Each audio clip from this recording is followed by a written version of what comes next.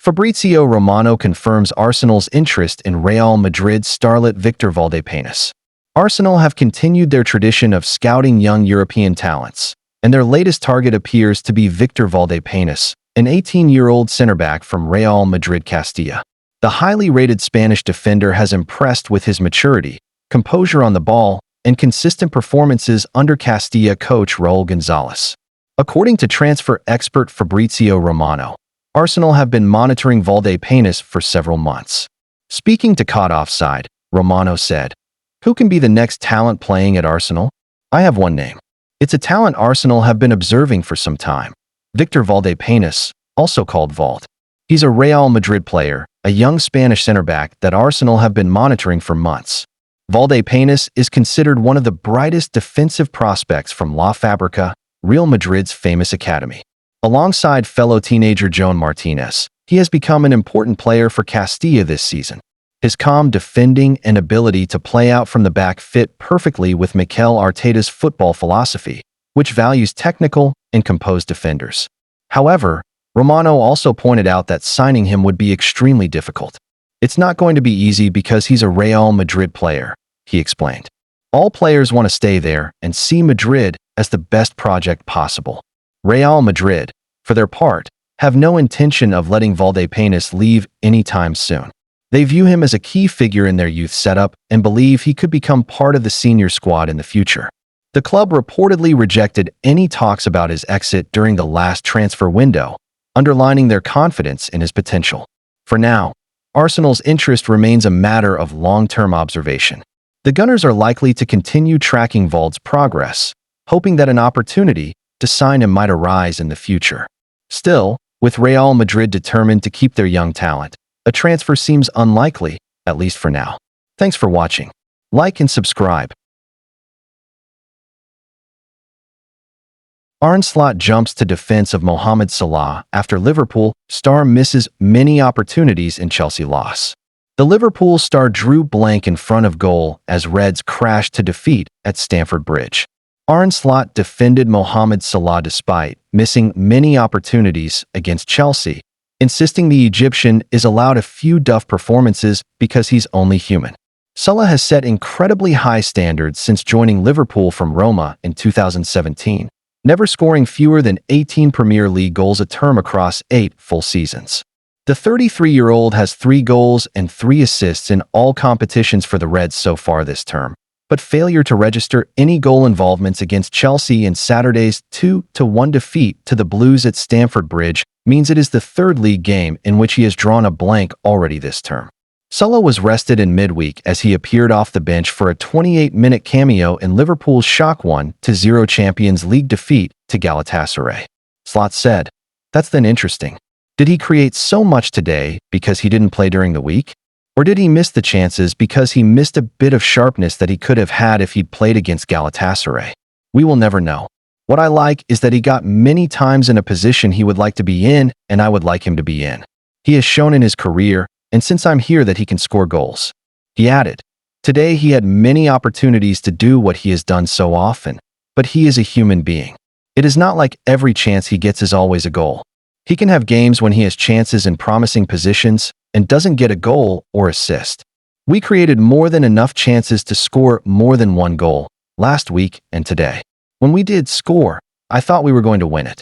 If you play the style we played, so high press, it would be a complete surprise if they never played through your press. It would be unrealistic when you play Chelsea, who want to play out from the back, that they never play through your press. I won't say we deserved it to win, but we definitely deserved a draw." Thanks for watching. Like and subscribe. Ruben Amorim double masterstroke in huge Man United win over Sunderland saves his job, at least for now. Manchester United's 2-0 win over Sunderland came at a crucial time for Ruben Amorim, who now looks set to avoid the sack over the international break, and 2 huge selection decisions have helped him keep his job.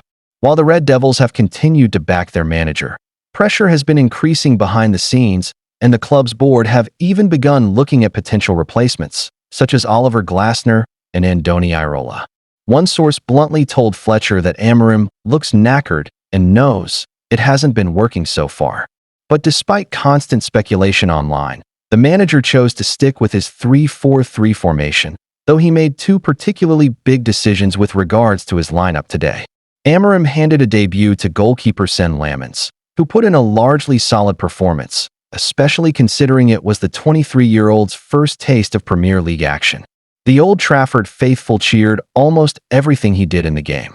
It was unclear whether the Portuguese coach would drop Altay Binder for Lamens, but it proved to be the right decision, with the Belgian keeping a clean sheet and making one particularly big save in the first half from a powerful Granit Xhaka shot.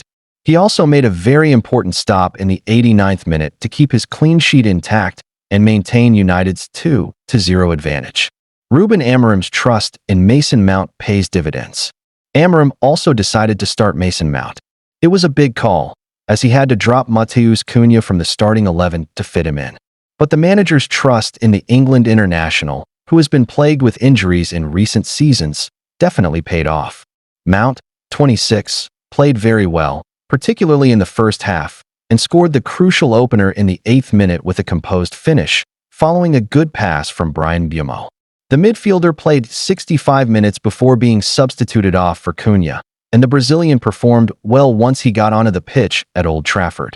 It was Benjamin Sesko who notched the second goal for United. He put home a close-range finish after Sunderland failed to deal with a Diogo Dalot long throw. It was a much-improved performance overall for the Red Devils, and now Amorim has a 2-week international break prepare for their next Premier League clash against bitter rivals Liverpool. While Amorim now looks highly likely to keep his job, pressure will ramp up again if United fail to build on their big win today. Thanks for watching. Like and subscribe.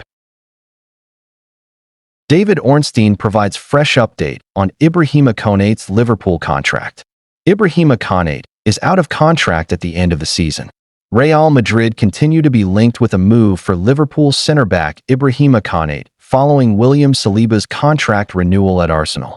Konate's current deal at Anfield expires next summer, meaning he would be free to sign a pre-contract agreement with overseas clubs from January. The French defender has so far turned down several renewal offers from Liverpool and is reportedly keen on the possibility of joining Los Blancos. Real Madrid remain interested and are closely monitoring the situation. Liverpool, however, are determined to tie Konate down to a new long-term contract before the end of the year. The Reds have tabled a fresh extension offer, and negotiations between all parties are ongoing. As seen in previous high-profile cases with Virgil van Dijk and Mohamed Salah, Liverpool are prepared to take their time to secure the right deal. The club remain confident that an agreement with Konate will eventually be reached. This season, Konate's fitness is crucial given Liverpool's limited defensive options. Jarell Quansah's exit opened a spot filled by 18-year-old Giovanni Leone, but the youngster suffered an ACL injury on his debut and is out for up to a year. Mark Guehi's failed summer move further reduced depth, leaving Joe Gomez as the only senior alternative. Konate's inconsistent form has also drawn media criticism during Liverpool's title defense. Providing an update on Konate's situation at Liverpool, The Athletic's David Ornstein told NBC Sports, "There has been reports Konate has rejected a new contract. I don't think it's so much a rejection, maybe more of a stalemate or a lack of an agreement basically. I'm told talks are active and ongoing, but nothing is close just yet. Suggestions he's on £70,000 per week. I'm told it is more than double that. So, he would want a really good contract, deservedly, you could say, going into the bracket of earners, but that's something they need to sort out." Thanks for watching. Like and subscribe. Spain coach Luis de la Fuente has moved to play down suggestions of a rift with Barcelona boss Hansi Flick regarding the handling of teenage sensation Lamine Yamal. Speaking on Friday as he announced his latest squad for the World Cup qualifiers, de la Fuente insisted there was no conflict despite Flick's earlier criticism. Yamal, just 18, recently returned from a groin injury and made his first start for Barca since August in Wednesday's Champions League clash against Paris Saint-Germain, a 2-1 defeat. Flick had suggested last month that the injury was aggravated when Yamal was used in Spain's September World Cup qualifiers, prompting speculation of a fallout between club and country over the youngster's fitness. "There is no conflict with Flick," de la Fuente said firmly. "I was simply surprised by those statements because he has been a national team coach, and I thought he had that empathy. But for me, what really matters are the two important matches we have coming up. We are playing for the World Cup. That is the priority. Flick had admitted he exchanged brief text messages with De La Fuente on the matter, but hinted that communication between the two could improve. On Friday, De La Fuente tried to clarify the situation once more, stressing that Yamal's condition was not as dramatic as it had been portrayed. What happened was that, when the match ended, he had some kind of discomfort. But I have never played without discomfort. Nothing happened, he explained. Our medical staff have been very clear, and I have been very clear. If he had discomfort later on, well, I cannot say. But these are normal things in football. Spain will, however, have to deal with other absentees. Athletic Bilbao winger Nico Williams and Real Madrid fullback Dani Carvajal are both sidelined through injury, while Alvaro Morata has been left out of the squad after a slow start to the season with Italian side Como. Williams, who impressed in Spain's 6-0 victory over Turkey last month before picking up a groin problem, had reportedly been playing through discomfort, and Bilbao had asked for caution over his workload. The risk in football and in sport always exists, De La Fuente noted. If a player is on the pitch for his club, he is already assuming those risks. These are completely normal situations that every player faces. Spain currently lead Group E with 6 points from 2 matches and are well placed to strengthen their push for qualification. They host Georgia and Elche on October 11th before facing Bulgaria in Valladolid on October 14th. Fixtures De La Fuente is eager to keep the focus on. All the rest is noise, the coach concluded. The only thing that matters is winning these games and securing our place at the World Cup. Thanks for watching. Like and subscribe. Liverpool summer signing Florian Wirtz has endured a torrid start to life at Anfield following his blockbuster £116 million move from Bayer Leverkusen. The German international midfielder arrived with huge expectations, but he has so far struggled to justify the investment and looks a shadow of the player who once dominated the Bundesliga. His latest performance summed up his ongoing difficulties.